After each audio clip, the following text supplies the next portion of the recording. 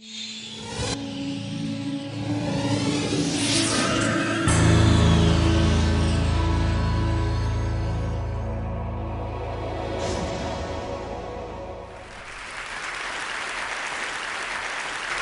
I'm Ben, by the way. And I'm Homaro. And we're chefs.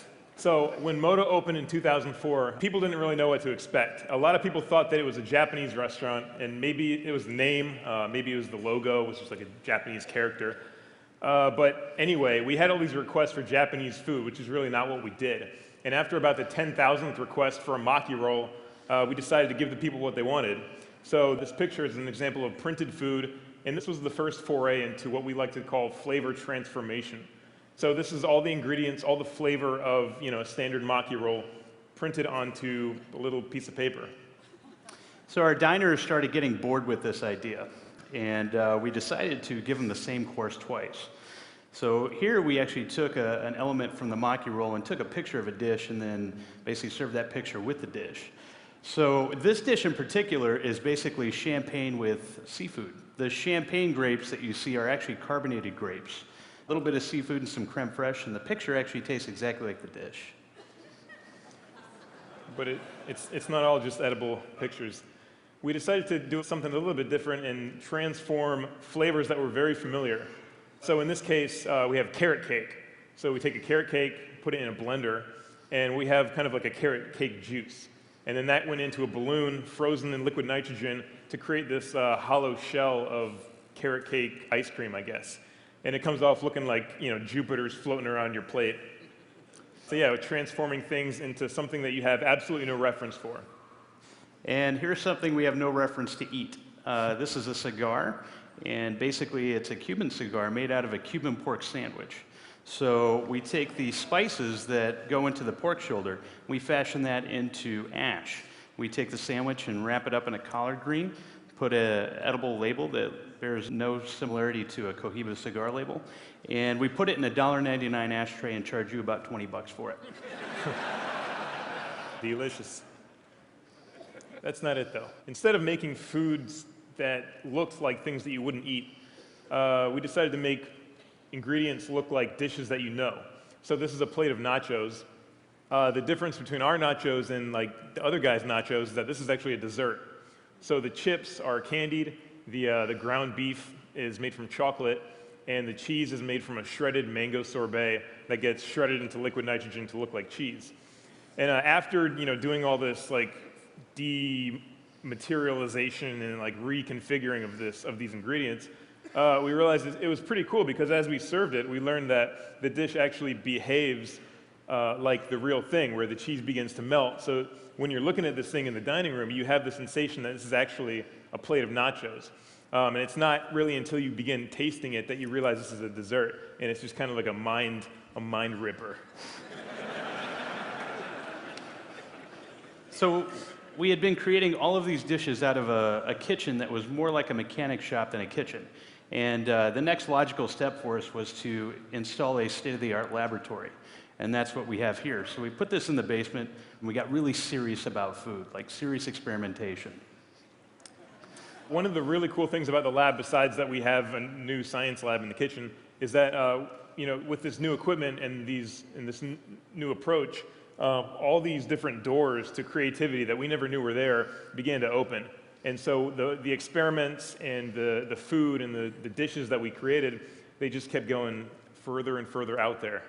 Let's talk about flavor transformation, and let's actually make some cool stuff. You see a cow with its tongue hanging out. What I see is a cow about to eat something delicious. What is that cow eating? And why is it delicious? So the cow basically eats three basic things in their feed: corn, beets, and barley. And so what I do is I actually challenge my staff with these crazy, wild ideas. Can we take what the cow eats, remove the cow, and then make some hamburgers out of that? And basically the reaction tends to be kind of like this. Yeah, that's our chef de cuisine, Chris Jones. This is not the only guy that just flips out when we assign a ridiculous task. But a lot of these ideas, they're hard to understand. They're hard to just get automatically. There's a lot of research and a lot of failure, trial and error, I guess more error, that goes into each and every dish. So we don't always get it right, and it takes a while for us to be able to explain that to people. So after about a day of Chris and I staring at each other, we came up with something that was pretty close to the hamburger patty. And as you can see, it basically forms like hamburger meat. This is made from 3 ingredients: beets, barley, corn. And so it actually cooks up like hamburger meat, looks and tastes like hamburger meat. And not only that, but it's basically removing the cow from the equation. So replicating food, taking it into that next level is where we're going. Word. And it's definitely the world's first bleeding veggie burger, which was a cool side effect.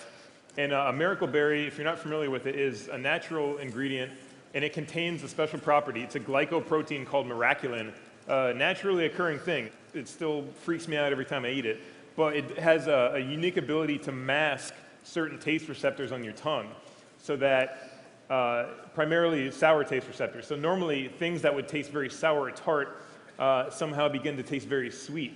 You're about to eat a lemon, and now it tastes like lemonade. Let's just stop and think about the economic benefits of something like that. We could eliminate sugar across the board for all confectionery products and sodas, and we can replace it with all-natural fresh fruit. So you see us here cutting up some watermelon. The idea with this is that we're going to eliminate tons of food miles, just like wasted energy and overfishing of tuna by creating tuna or any exotic produce or item from a very far away place with local organic produce. So we have a watermelon from Wisconsin. So if miracle berries take sour things and turn them into sweet things, we have this other pixie dust that we put on the watermelon, and it makes it go from sweet to savory. So after we do that, we put it into a vacuum bag, add a little bit of seaweed, some spices, we roll it, and this starts taking on the appearance of tuna. So the key now is to make it behave like tuna. And then after a quick dip into some liquid nitrogen to get that perfect sear, we really have something that looks, tastes, and behaves like the real thing. So the key thing to remember here is we don't really care what this tuna really is. As long as it's good for you and good for the environment, it doesn't matter. But where is this going? How can we take this idea of tricking your taste buds and leapfrog it into something that we can do today that could be a disruptive food technology? So here's the next challenge. I told the staff, let's just take a bunch of wild plants, think of them as food ingredients, as long as they're non-poisonous to the human body, go out around Chicago, sidewalks, pick it, blend it, cook it, and then have everybody flavor trip on it at Moto. Let's charge them a boatload of cash for this and see what they think. Yeah, so you can imagine a task like this. This is another one of those assignments that the kitchen staff hated us for, but we really had to almost like relearn how to cook in general, because these are ingredients, plant life that we're, one, unfamiliar with, and two, we have no reference for how to cook these things because people don't eat them. So we really had to think about new creative ways to flavor, new ways to cook, and to change texture. And that was the main issue with this challenge. So this is where we step into the future and we leapfrog ahead. So developing nations and first world nations, imagine if you could take these wild plants and consume them. Food miles would basically turn into food feet. This disruptive mentality of what food is would essentially open up the encyclopedia of what raw ingredients are. Even if we just swapped out, say, one of these for flour, that would eliminate so much energy and so much waste. And to give you a simple example here as to what we actually fed these customers, there's a bale of hay there and some crab apples. And basically we took hay and crab apples and made barbecue sauce out of those 2 ingredients. People swore they were eating barbecue sauce, and this is free food. Thanks, guys.